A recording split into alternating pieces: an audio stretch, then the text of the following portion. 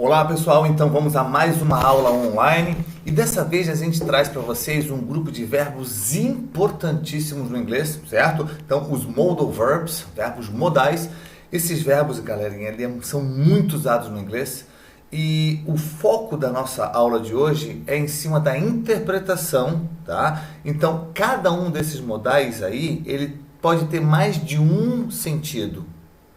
E eu preciso que você, ao ler o texto, a tentar interpretar aquele texto, quando aparecer um modal, você saber certinho qual interpretação seguir, certo? Então aí está nossa aula de hoje, verbos modais, tá bom? Só que a gente vai começar então aí com 2 slides de vocabulário, né? Daqui a pouco a gente fala para vocês, a gente volta a falar dos verbos modais. Então no quadro Curiosities About the World desta semana, a gente traz para vocês, sabe o Jeep? Então aquele Jeepzinho que a gente anda nas dunas, ou a gente anda no off-road, ou a gente anda, enfim, né? Aquele Jeep aberto. Você tem alguma ideia de onde veio esse nome, Jeep? A gente fala assim no português, né? Jeep. Tá? Aí está então, olha só que curioso. The name Jeep, em inglês, né? Came from the abbreviation used in the army, quer dizer, no exército, for the General Purpose Vehicle, GP. Veja então aí, GP, né? Então a abreviação de General Purpose, então ali seria mais ou menos tipo um pau para toda a obra, vamos mais ou menos assim, né? Traduzir para vocês, tá? Então para todos os propósitos, todos os objetivos, né? Então objetivos gerais, na tradução ao pé da letra. Então aí está, e Jeep, uma marca, então uma empresa, né, ela utilizou-se dessa abreviação GP, onde a pronúncia GP, então Jeep, né, e lançou esse nome no mercado e deu super certo, até hoje está dando certo ainda, né? Em termos de vocabulário aqui, galerinha, olha só, em termos de destaques gramaticais, lembramos que came, né, é o simple past do verbo come, o verbo vir, né? Aí está, ok? E essas 3 palavrinhas aí, olha só, from, in and for, o que elas têm em comum? Todas são prepositions, são preposições, não é isso? Tá bom? Então é legal você saber identificar as preposições no meio de um texto, né? Porque isso pode aparecer, principalmente na prova da UDESC, provinha da ACAF, e agora, quem sabe também aí nessas novas edições da prova da Federal, tá bom? Porque função gramatical é uma coisa nova, porém veio para ficar na prova da Federal também. O momento federal dessa semana, o momento UFSC, eu trago uma parte, né, de um texto da prova de 2018. E esse é o nosso parágrafo, o primeiro parágrafo daquele texto, olha só, daquele ano, né? The Council of Europe promotes policies which strengthen linguistic diversity and language rights, deepen mutual understanding, consolidate democratic citizenship and sustain social cohesion. Muito bem, vamos aí então aos destaques. Vamos lá? Olha lá, eu começo com policies. Galerinha, policy significa políticas, tá? Mas não política da eleição, da votação, porque daí o nome seria politics. Policies são políticas no sentido estratégias, tá? Então ali como está ali em cima, a gente olha só, noun, quer dizer, então é um substantivo, né? Claro que está no plural, então políticas, estratégias, planejamentos é mais ou menos o que significa, tá certo? Legal? Vamos lá. Which significa que, nesse caso aqui, né? Então ele cita políticas que fazem isso e aquele outro, não é isso? Então, which é um pronome relativo, né? Claro que poderia ser substituído pela palavrinha that. Mas lembramos que a palavra that deixa a sua linguagem um pouquinho mais pobre, tá certo? Vamos lá? Straighten. Olha só, vamos pegar a base da palavra strength, até o TH. Strength significa força. Tá legal, galerinha? Então, o sufixo EN é legal a gente registrar. Isso acontece com várias palavras no inglês. Então, ele transforma algumas palavras em verbos. Tá certo? Então, olha lá comigo. Se strength significa força, straighten significa reforçar. Então, ele cita políticas que reforçam a diversidade linguística, blá, blá, blá, né? Então, olha só, é um verbo, né? Então, ali, uma classe de verbos que recebe, olha lá, o sufixo en, né? Então, transformando essas palavras em verbos. E qual palavrinha poderia substituir ali? Reinforce, tá? Então, uma palavra mais conhecida, né? Reforçar e tal, ok? Vamos lá? Aproveitamos o mesmo gancho, olha só, a mesma finalização, olha lá, en, né? Lembramos que deep significa profundo, nesse caso é um adjetivo, tá bom? Então, deepen é aprofundar. Então, vamos ver aqui, olha só, deepen mutual understanding. Então, aprofunda, ou melhor, essas políticas, elas aprofundam, olha lá, o entendimento mútuo, né? Então, elas intensificam. Por isso que eu botei o verbinho intensify, como, na verdade, sendo um sinônimo, uma palavra que poderia substituir, um substituto, né? E também, claro, é um verbo, ok? Understanding. Essa palavra ela foi cobrada nesse ano, exatamente a classificação gramatical dela, ok? Ela estava sublinhada no texto original, então understanding, nesse caso aqui, na verdade, é um substantivo, tá? Então, olha só, um substantivo verbal, por quê? Porque ele deriva do verbo understand, entender. Então, um entendimento, understanding, tá certo? Legal? Já vimos isso, né? O que mais que nós temos aqui? Citizenship. Toda palavra que recebe ship como seu sufixo, né? Recebe o sufixo ship, transforma-se num substantivo. Então aí, noun. Citizen é cidadão, citizenship é cidadania. Não é isso? Legal? Muito bem, esse foi o Momento Federal desta semana. Eu espero que você tenha gostado aí desses detalhes, né? São detalhes que podem aparecer numa questão da Federal. Então a gente vai trazendo para vocês semanalmente, tá bom? Vamos lá. Modal verbs. Primeiramente, quais são os verbos modais? Estão aí na sua frente, né, os verbos modais can, could, tá? Can está no presente, could no passado, ok? May, might, should, ought. Should e ought são sinônimos. A gente vai ver daqui a pouquinho, tá bom? Certo? Must, shall e will and would. Como verbos modais, will está no presente, would está no passado. Tá legal? Mas é o mesmo verbo. Vamos aí à frente, um a um, olha só. E qual é o destaque desta aula? A interpretação correta de frases com os verbos modais. Tá? Então a gente já vai lançar para vocês em cada slide. Eu vou destacar, por exemplo, vou começar com o verbo can. E eu vou colocar nesse slide várias frases com o can, só que em cada frase, a palavra can, ela terá um sentido, um significado, consequentemente uma interpretação diferente. Tá legal? Então esse é o nosso foco de hoje, vamos lá? Então começamos com can e could. Lembramos que can é o presente, could é a forma do passado, tá bom? Esses verbos aqui, a principal tradução é o verbo poder, tá bom? Certo? Mas não é a única. Vamos lá. Vejamos aqui nesta frase. Alaska can be very cold in the winter. Então, evidentemente, né, não é uma frase difícil de se traduzir. O Alasca pode ser, né, muito frio lá no inverno, tá certo? Na verdade, galera, o Alasca é muito frio no inverno. Então, quando a coisa realmente é uma coisa óbvia, ao a gente usar o verbo poder, então a gente usa o verbo can. Percebe então comigo? Possibilidade óbvia. O Alasca pode ser muito frio no inverno. Pois é óbvio que ele é frio no inverno, que pode ser frio no inverno, porque é frio no inverno. Então, coisas óbvias como esta, ou outro exemplo, o fogo pode queimar. A chuva pode molhar você. Quer dizer, coisas óbvias desse gênero aí, você então vai preferir utilizar o verbo can para essas possibilidades óbvias. Só nesses casos. Tá certo? Olha só. She can't be at home. Então, alguém que fala uma frase como essa, claro, ela não pode estar em casa. Por que a pessoa falou isso? Imaginemos que todo mundo esteja procurando a moça. né? Aí alguém levanta a mão e fala, poxa, vamos procurar lá na casa dela. O que vocês acham? Aí uma outra pessoa levanta a mão também e fala, né, retruca, né? She can't be at home.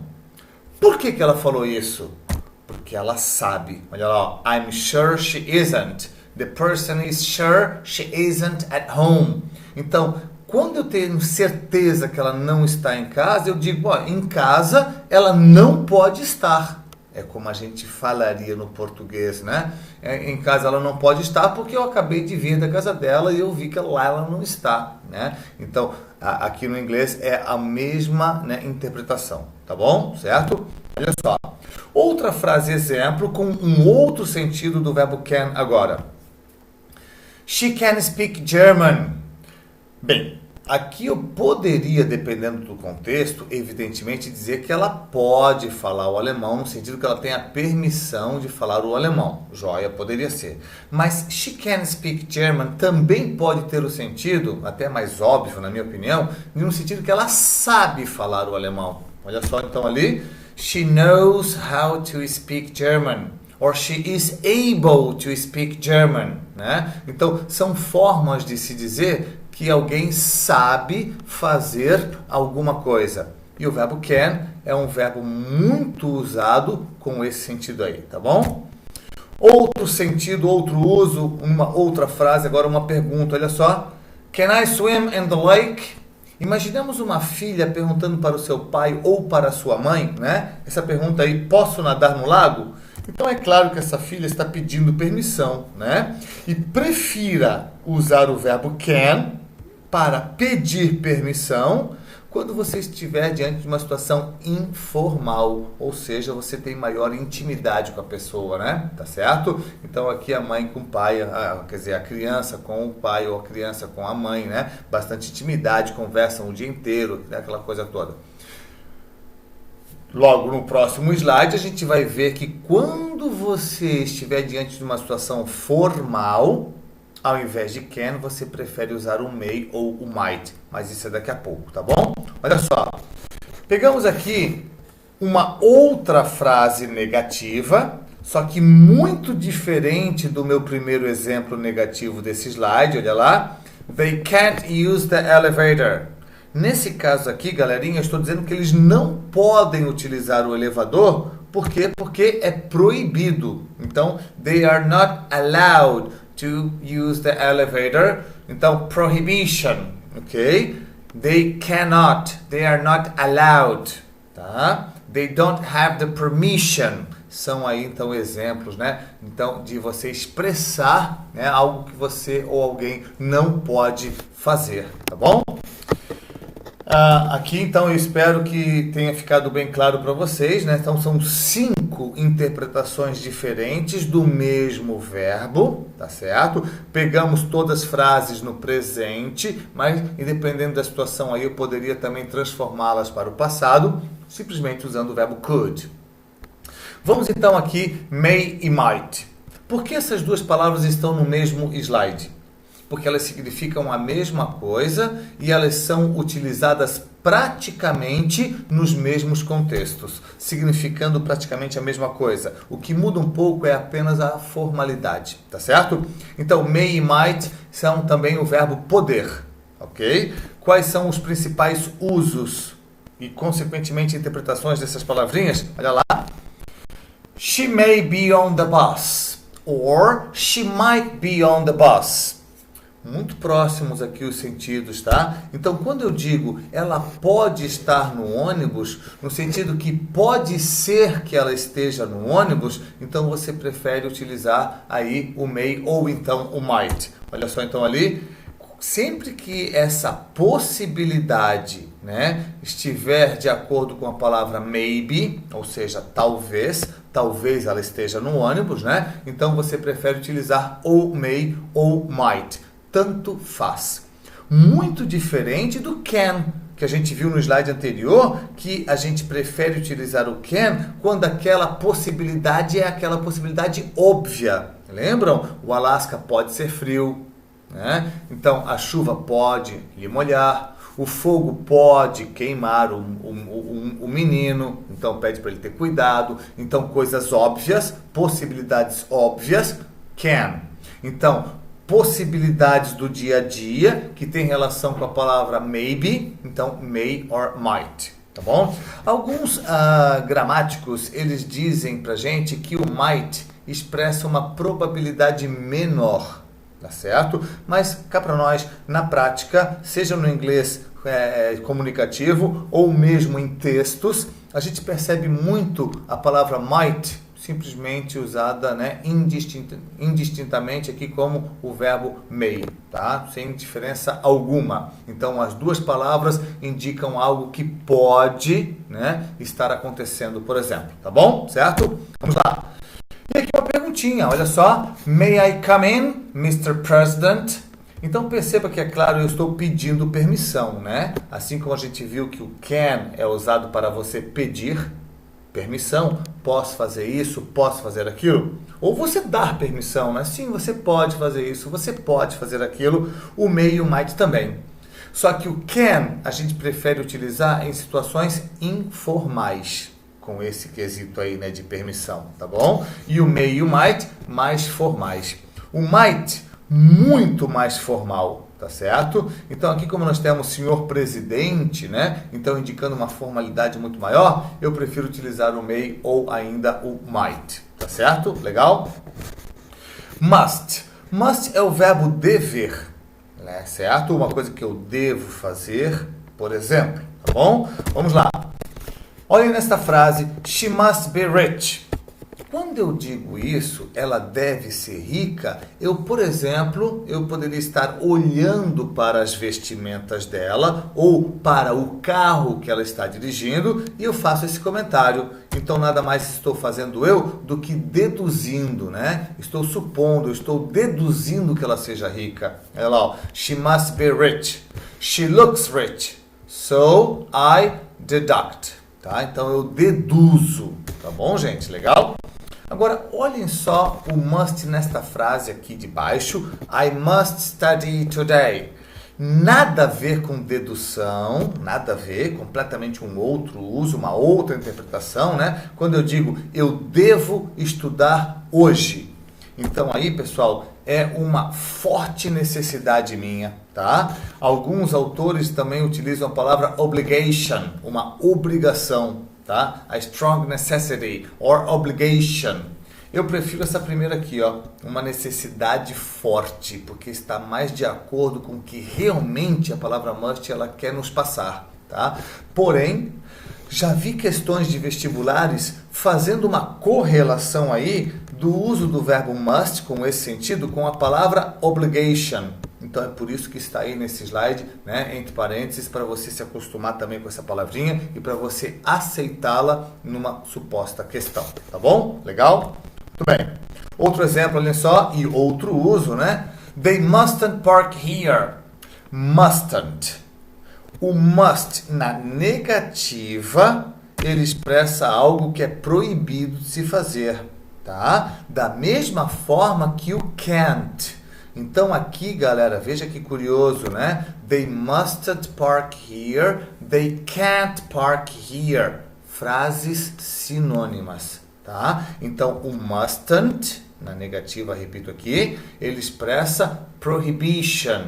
Nada a ver com os exemplos anteriores. Então são três usos bem distintos da palavra must. Os três usos são muito frequentes, podem aparecer no meio dos textos e você precisa automaticamente, né, saber ali do que se trata, qual os sentidos, né, se trata e você interpretar bastante rapidamente, tá bom? Da maneira correta. Legal? Agora atenção, vamos pegar aqui o uso 2 ali, ó. I must study today. Então, quando a gente fala de uma obrigação ou de uma necessidade forte. Nesse caso aqui, o verbo must, ele está próximo do verbo have to, da expressão have to, né? Então aqui, olha lá, pegamos esse exemplo. I have to finish this today. Eu tenho que terminar isto hoje. E quando eu falo I must finish this today, é uma frase muito semelhante, muito parecida. Eu devo terminar isso hoje. Na prática, vamos assim dizer, de uma maneira informal, as duas frases são, entre aspas, sinônimas. Mas o aluno que sabe mais, ele consegue visualizar uma sutil diferença na interpretação de uma expressão, have to, e do verbo must. Então, repito, são muito próximas.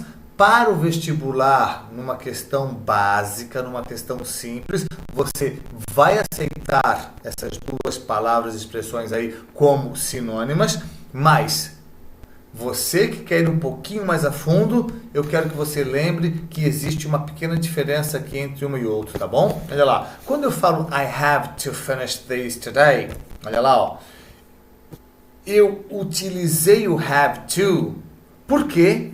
Porque nesse caso aqui, it is the deadline, ou seja, é o prazo final. Eu tenho que terminar isso hoje, porque hoje é o prazo final para eu terminar isso, esse trabalho, e entregar, ou sei lá o que fazer com esse trabalho. Eu não tenho escolha. É uma imposição vinda por um terceiro. Alguém impôs esse prazo que é o hoje. Tá bom? Então não é escolha minha. Eu tenho que fazer isso hoje e ponto final. Agora, quando eu coloco o uso da palavra must, você vai ver que agora combina mais realmente com aqui, ó, a strong necessity, uma necessidade forte. É algo que eu considero uma necessidade forte. Tanto que qual é a interpretação correta? Olha lá. Otherwise, I will have too much work to do tomorrow. Então, caso contrário, caso eu não termine isso hoje, eu terei trabalho demais para fazer amanhã. Amanhã vai sobrecarregar o meu dia. Mas se eu quiser, eu deixo para amanhã. Amanhã que eu vou me esforçar, vou me lascar, acordo mais cedo, fico trabalhando até um pouquinho mais tarde e tal, mas eu tenho a opção de escolha. Já com o have to, não. Nesse caso, nesse exemplo aqui, eu tenho que terminar hoje. Se eu não terminar hoje, eu já não consigo mais entregar, por exemplo.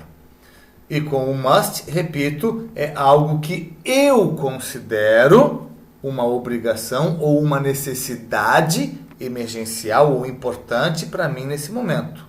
Mas não é nada imposto por outrem. Legal? Certinho? Esse detalhe é legal você saber. Não é muita gente que sabe não, tá bom? Vamos lá? Should e ought to. Esses dois verbos são traduzidos da mesma forma, tá? Deveria é a tradução. O que pega aqui, pessoal, entre o uso de um e de outro é simplesmente a formalidade, tá? Vamos lá, olha só. Pegamos esse exemplo. Um amigo falando para outro amigo, por exemplo, ou um médico falando para o seu paciente, né? You should stop smoking, or you ought to stop smoking. A tradução dá na mesma, né? Você deveria parar de fumar, tá? Legal? É um conselho que alguém está dando para alguém, por isso a palavra advice, né? E lembramos que o should é muito mais informal, né? Muito mais usado, consequentemente, e o ought to é mais formal, tá? Uma curiosidadezinha aqui importante é que o ought, ele exige o uso do to. É o único dos modais que não apenas aceita, mas exige o to representando o infinitivo do próximo verbo ali, né? No caso aqui, ought to stop, né? Deveria parar de fumar, blá, blá, blá. Só lembrando que na negativa, olha lá, ought not, né? O to, ele desaparece. Um pequeno detalhezinho aí nessa pra gente firmar. You ought not drink that much. Or you should not, or you shouldn't drink that much, tá bom? Agora vamos ver aqui um uso diferente desse verbinho aqui, o should. Veja bem comigo, tente você entender, pescar aí o sentido sozinho, olha lá. She has studied very hard. She should pass. Bem, eu não estou dizendo que ela deveria passar, não é um conselho, não é uma sugestão, não é uma recomendação, não tem nada a ver com isso aí, tá bom? Então aqui nesse exemplo, galera, é um outro sentido do verbo should, que é muito também bacana você vir a conhecer, porque novamente não é muita gente que conhece. Então, ou melhor falando, né, muita gente desconhece. Quando eu digo ela estudou muito arduamente, eu presenciei o estudo, o esforço dela, tá? Então eu faço comentário, she should pass. Qual é a melhor tradução para esta última frasezinha ali? Ela deve passar, tá? Eu realmente acredito que ela irá passar. Olha lá, I really believe she will pass. So I say she should pass. Só não vou falar she will pass, ela vai passar, porque eu não tenho uma bola de cristal, tá? Mas eu uso o verbo should para indicar algo que é muito provável que venha a acontecer. Eu firmemente acredito nisso. Tá legal? Must aqui não caberia. Traduzindo ao pé da letra para o português, né? Ela deve passar. Então ali estaria errado. She must pass. She must pass tem outro sentido. Estaria correta a frase, mas não com esse sentido aqui, né? No sentido que ela tem que passar. É uma necessidade dela passar. Agora aqui quando eu falo she should pass, eu estou dizendo que eu acredito que ela irá passar. É bem diferente. Então cuidado aí com a tradução, fique atento e fique muito ligado nesse uso do verbo should aí, tá bom? Shall. Shall também é um dos modais, tá? Então, o shall, preferencialmente, a gente usa com a primeira pessoa, né? Seja do singular ou do plural, I or we. Não obrigatoriamente, mas preferencialmente, tá bom? Nesse exemplo, olhem só comigo. I shall work tomorrow. Shall aqui é um substituto mais formal do verbo will, indicando futuro, simple future. A gente até viu isso, né, na aula de futuro, quando a gente teve aí aula sobre isso algum tempo atrás. Então, I will work tomorrow, I shall work tomorrow, não há diferença alguma a não ser na formalidade, né? O povo britânico prefere usar o shall, né, muito mais do que o americano, com esse sentido aí, tá legal? Agora, olhem só nessa perguntinha aqui, quando eu falo shall we dance? Nesse caso, shall, na minha opinião pessoal, é melhor ser traduzido como que tal? Tipo, que tal dançarmos? Né? Uma pessoa falando para outra pessoa, por exemplo, ok? É uma sugestão, um convite. Por isso, então, invitation or suggestion, tá certo? Legal? Negativa, shan't. Muito bem. Will and would, para a gente terminar aqui a nossa exposição, vamos lá? Gente, a gente viu já que will é indicador de futuro, né, do simple future, é o verbo auxiliar do simple future. O would é o verbo auxiliar do condicional, do conditional, tá? Mas essas duas palavras, elas também têm outros sentidos. E como verbos modais, modal auxiliary verb, esses dois verbinhos aí, eles têm, olha lá, a interpretação que o will está no presente e o would está no passado, tá certo? É mais de uma interpretação diferente ali, então eu preciso que você preste atenção com bastante calma. Olha só nesse exemplo número 1. She will listen to music alone in her room every time she is sad. Então, cada vez que essa moça está triste, o que ela faz? Ela ouve música, né, sozinha no seu quarto. Então, will aqui é um belo de um substituto do simple present. Eu poderia muito bem falar com o mesmo sentido. She listens to music alone in her room every time she is sad. Só que de uma maneira muito mais formal, quase poética, eu prefiro então utilizar a versão will, indicando um hábito atual de alguém. Ok? Então, repito aqui, uma outra forma de eu expressar um hábito, inclusive muito mais popular, né? É usando o presente. She listens to, or she will listen to, bem mais formal. Tá legal? Vejam a versão no passado, mesmo sentido. indicando um hábito, só que agora um hábito que acontecia, que não acontece mais. Vamos ver. When we lived in Italy, perceba, quando nós morávamos, naquela época, we would eat in the restaurant next to our flat every day. Eu não estou dizendo que nós comeríamos, como normalmente o would é interpretado no português, né? Mas aqui eu estou me referindo a um hábito que a gente tinha no passado e não tem mais. Então a tradução adequada aqui nesta frase seria: nós comíamos no restaurante ao lado do nosso apartamento ali todo dia. Só que de uma maneira muito mais popular, muito mais informal, ao invés de você usar o would com esse sentido, as pessoas muito utilizam used to. Você está já mais acostumado com isso, né? We used to eat, ou seja, nós costumávamos comer. Mesma coisa dizer que nós comíamos, né? Tá certo? E ainda tem uma terceira forma, eu posso usar o simple past aqui. We ate.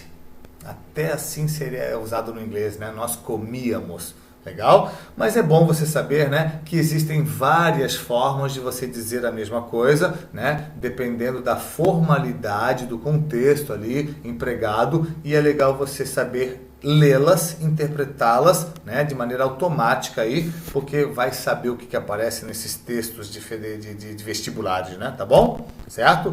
E olhem só aqui um outro uso, aqui eu só uso o would, ou seja, o verbo no passado, mas ele também pode ser usado com o will no presente, mas vamos ver o sentido desta frase. I asked several times, but she wouldn't say her name. Novamente aqui eu não estou dizendo que ela não diria o seu nome. Aqui, pessoal, eu estou dizendo que ela não quis dizer o seu nome, tá? So, she refused to say her name, or she didn't want to say her name. Então, will e would também tem o sentido do verbo querer, tá? Então, querer fazer alguma coisa, ok? No caso aqui, ela não quis dizer o nome, né? Certo?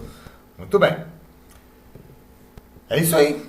Esses foram os verbos modais e agora vamos fazer aqui um pequeno exercício, uma pequena demonstração de como isso pode, né, aparecer numa frase, num exercício. Vamos lá, olha só. Make sentences using modal verbs. Então aqui nós temos uma frase já pronta, tá legal? E a gente vai dizer a mesma informação ali do ladinho, só que agora usando um verbo modal. Legal? Vamos lá. Maybe Peter will come. Essa frase está perfeitamente correta, dizendo que talvez o Peter venha, né? Então, existe uma possibilidade do Peter vir. Lembra qual é o modal, ou melhor, os dois modais que têm relação com a palavra maybe? Então, ali, Peter may come. Ou ainda, Peter might come. Dá na mesma. Legal? Certo? Então, Peter pode vir, no sentido pode ser que ele venha. Número 2. You better eat adequately. Disse um médico para o seu paciente, né? É melhor você comer de maneira adequada. Então, ele está dando uma sugestão, um conselho para esse paciente, né? Então, aqui eu poderia usar o verbo should. You should eat adequately. Legal? Olha só esta frase. He has to improve his writing skills. Ele tem que melhorar as habilidades de escrita dele. Qual é o modal que tem relação com have to? No caso aqui, has to. É o must, claro, né? Então, he must improve his writing skills. Apesar dessas duas estruturas, have to e o must, mesmo com esse sentido aí, terem uma sutil diferença na interpretação e no uso, a termos de vestibulares, nós vamos aceitar essas palavras, ou melhor, essas estruturas, como semelhantes o suficiente para aceitá-las, né, como sinônimas. Legal? Certo? Vamos lá. Do you think it is necessary that I come with you? Você acha que é necessário eu vir com você?